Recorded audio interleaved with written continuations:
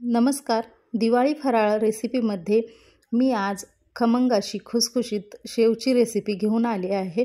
तर ही लसूणी शेव आहे आणि हे बघा अजिबात तेलकट न होणारी आणि संपेपर्यंत कुरकुरीत राहणारी ही शेवची रेसिपी करायला सुरुवात करूया. तर इथं एका वाटीमध्ये मी बेसन पीठ घेतलं आहे. तर हे बेसनचं पीठ मी रेडीमेडच घेतलं आहे, विकतचं आहे हे.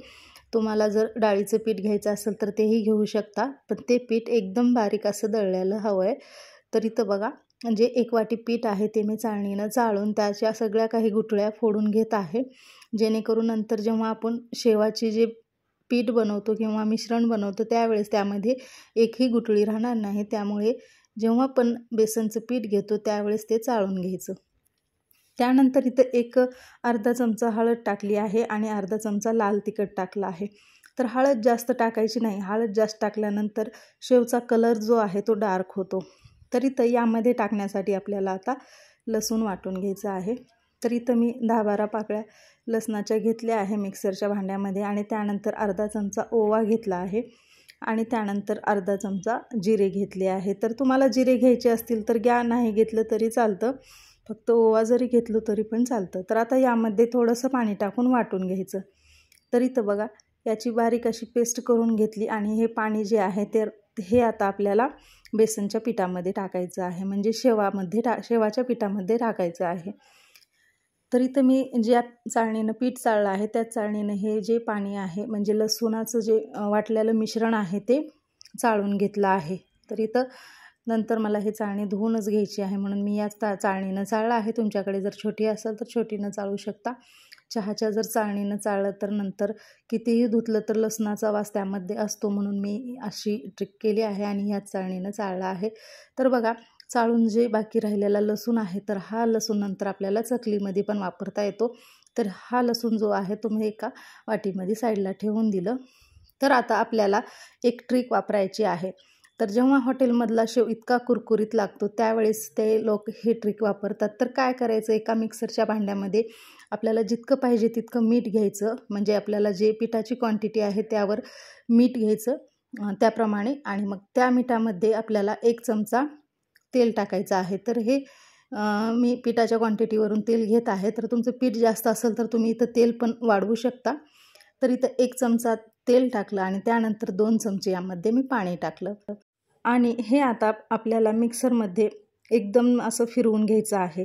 जोपर्यंत याला असा थोडासा त्याचा असा फेसाळल्यासारखा कलर येत नाही तोपर्यंत हे मिक्सरला फिरवत राहायचं. तर इथं बघू शकता हे सगळं जे तेलाचं मिश्रण आहे ते मिक्सरला फिरवून घेतलं आहे मी आणि आता हे मिश्रण आपल्याला या पिठामध्ये टाकायचं. यानं काय होतं तर शेव जी आहे ती एकदम खुसखुशीत आणि म्हणजे संपूपर्यंत ती एकदम कडकच राहते, अजिबात वातड वगैरे होत नाही. म्हणून ही ट्रिक नक्की वापरा. आणि हॉटेलचा शेव इतका जो चविष्ट आणि स्वादिष्ट लागतो तर ह्याच ट्रिकमुळं लागतो. ही ट्रिक तुम्ही नक्की ट्राय करून बघा ह्या दिवाळीला.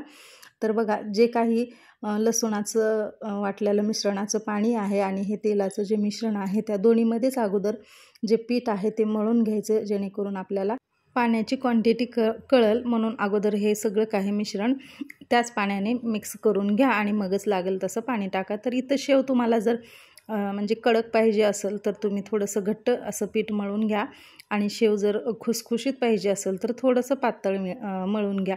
तर इथं बघा मी जे मळले पीठ त्याने ना शेव एकदम खुसखुशीत होतो आणि अजिबात तेलकट वगैरे काहीही होत नाही.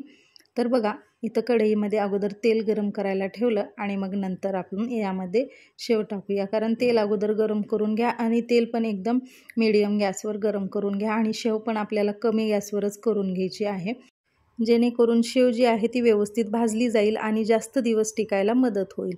तर इथं माझ्याकडे या प्रकारचा सोऱ्या आहे. तुमच्याकडे सोऱ्या जसा असेल तसा घ्या तुम्ही. तर यामधली मी शेवची जी चाळणी आहे तर ते घेणार आहे. तर यामध्ये 3 प्रकारच्या चाळण्या आहेत, तर मी मीडियम प्रकारची चाळणी घेणार आहे. तर इथं बघू शकता तुम्ही. तर या सोऱ्यामध्ये भरपूर साऱ्या चाळण्या आहेत. तर हे बघा हे जी आहे ती पापडी बनवायची चाळणी आहे, त्यानंतर ही मीडियम, त्यानंतर ही एकदम मोठी अशी आहे. तर इथं बघा आणि यापेक्षा पण एक मोठी आहे, म्हणजे 4 प्रकारच्या चाळण्या आहेत. तर इथं तुम्ही पापडी पण या पिठापासून बनवू शकता. तर ही जी सगळ्यात लहान आहे तर ती म्हणजे खूप लहान होते म्हणून मी हे काही घेणार नाही. तर जी मीडियम आहे तीच मी घेणार आहे.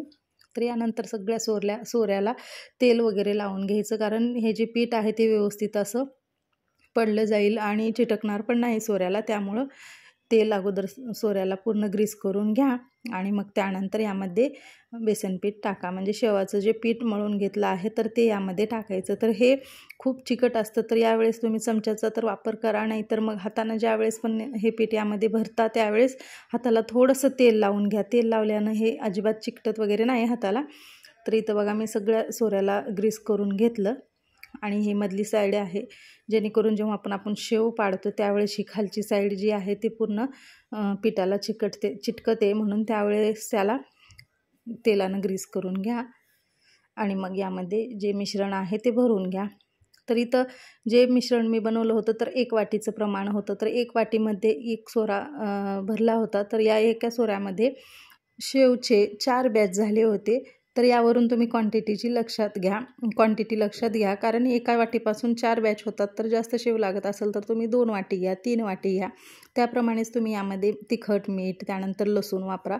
तर लसूण यासाठी वापरायचा, तर ही शेव जी आहे ती एकदम चविष्ट अशी लागते आणि हे अजिबात असं म्हणजे फिक्की वगैरे लागत नाही. लसूण टाकल्यामुळं हे एकदम छान आणि स्वादिष्ट लागते. तर नक्की ट्राय करून बघा तुम्ही लसूणाची शेव. तर इथं जे काही बॅटर आहे तर ते यामध्ये मी सगळं काही काढून घेतलं आणि त्यानंतर मग हे राहिलेलं जे होतं ते थोडंसं हाताला मी पाणी लावलं. तर इथं तुम्ही तेल पण लावू शकता, मी पाणी लावलं आणि हे सगळं काही जे चमच्याचं होतं ते व्यवस्थित असं यामध्ये मिक्स केलं, म्हणजे भरलं हे व्यवस्थित असं, जेणेकरून गॅप पडणार नाही आणि शेवाचे तुकडे पण पडणार नाहीत.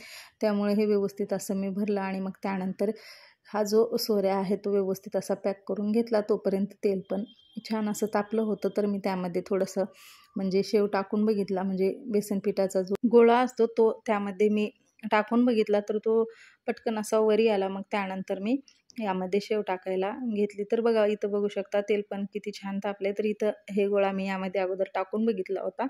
तर असंच करा आणि एकदमच जर जास्त तापलेलं राहील तर शेव ज्यावेळेस आपण तेलामध्ये सोडतो त्यावेळेस जी खालची साईड आहे ते पूर्ण करपली जाते. त्यामुळं तेल एकदम व्यवस्थित असंच गरम पाहिजे, जास्त पण नको आणि कमी पण नको.